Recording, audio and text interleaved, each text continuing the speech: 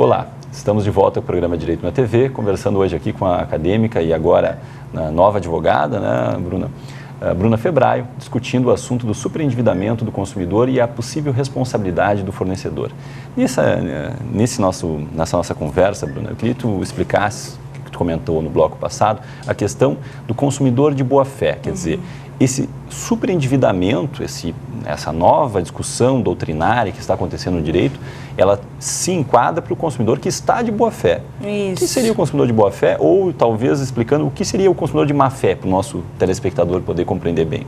Bom, na verdade, assim, o consumidor de boa-fé, no meu ponto de vista, né, é aquele que ele utiliza do crédito para manter as suas necessidades básicas, ou seja, para melhorar a questão, né, pessoal. Então ele vai comprar crédito, mas visando o adimplemento daquela obrigação, ele quer pagar, entendeu?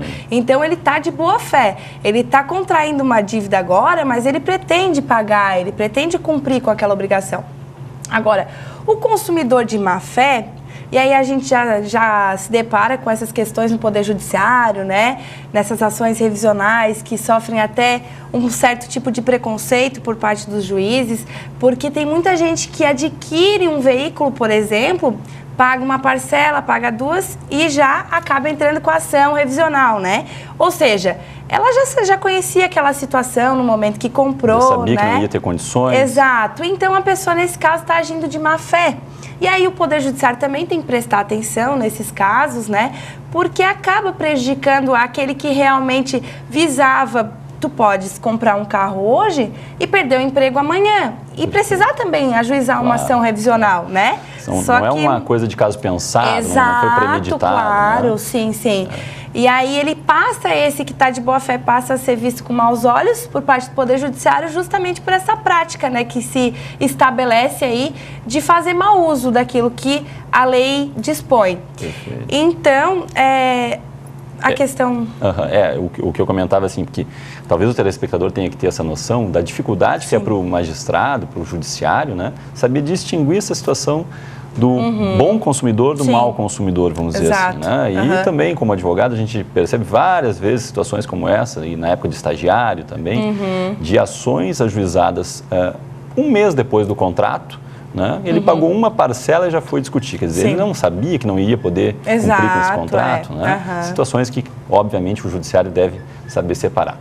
Dando continuidade aí, Bruna, eu te perguntaria assim, onde é que entra, né, nos explicasse, onde é que entra a questão da responsabilidade civil do fornecedor? Quer dizer, o fornecedor tem alguma responsabilidade quando ele entrega um crédito para um consumidor nessa situação? Sim, na verdade, a responsabilidade do fornecedor, ela já começa antes mesmo da formação do contrato. Certo?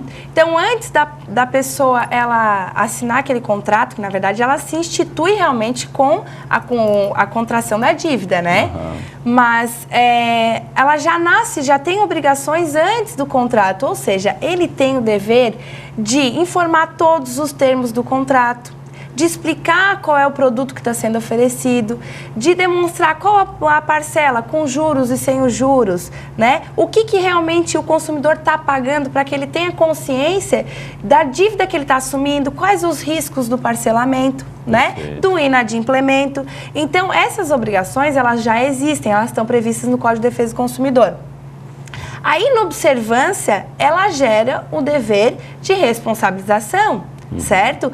Ainda mais quando essa inobservância, quando essa sedução, né, que o fornecedor de crédito, ele se vale da publicidade enganosa e abusiva para atrair, para seduzir aquele consumidor, então ele tem responsabilidade se isso acarretar no superendividamento passivo, né? Que daí é aquele caso, a pessoa está desempregada, certo? Ela já está mais vulnerável do que o normal e ela acaba sendo atraída, porque é como se aquele crédito fosse resolver todos os problemas da vida dela. Perfeito. E quando a gente sabe, né, que muitas vezes a taxa de juros é muito alta, que ele não vai ter condições de cumprir com aquela obrigação, e aí acaba virando uma bola de neve, né? Então, Bruna, assim seria, te interrompendo um pouquinho, mas seria aquele cuidado, né, do fornecedor de avaliar do fornecedor avaliar o consumidor, a situação que ele se encontra, explicar para ele, olha, são infelizmente acontece assim, né? Mas tu pode parcelar. Sim. Como se parcelar fosse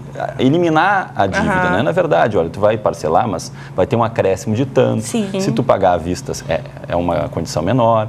Né? Nós já vi nessa vida, né? Situações de venda de assinatura de revista numa festa, onde as pessoas normalmente...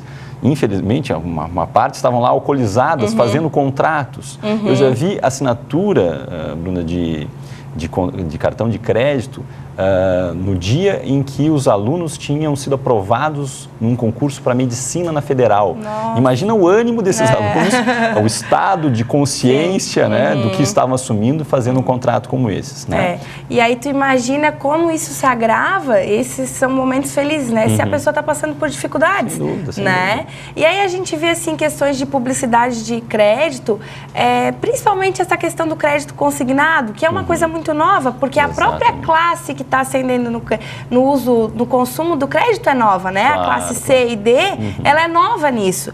Então, tu conceder crédito sem especificar, sem explicar a dívida que realmente está sendo contraída é muito arriscado, é muito perigoso, tanto para o fornecedor que pode não receber, né? Quanto para o consumidor que vai ficar com o nome negativado no SPC, Serasa, não vai ter condições mais de manter aquilo que ele precisa para a subsistência, ainda né? mais, a gente já vai fazer um intervalo, mas ainda mais quando nós falamos de crédito consignado para aposentados. Isso, essa é uma questão que a gente ainda vai falar. Fazemos o nosso segundo intervalo e na volta damos continuidade ao nosso assunto aqui discutindo com a Bruna. Não saia daí.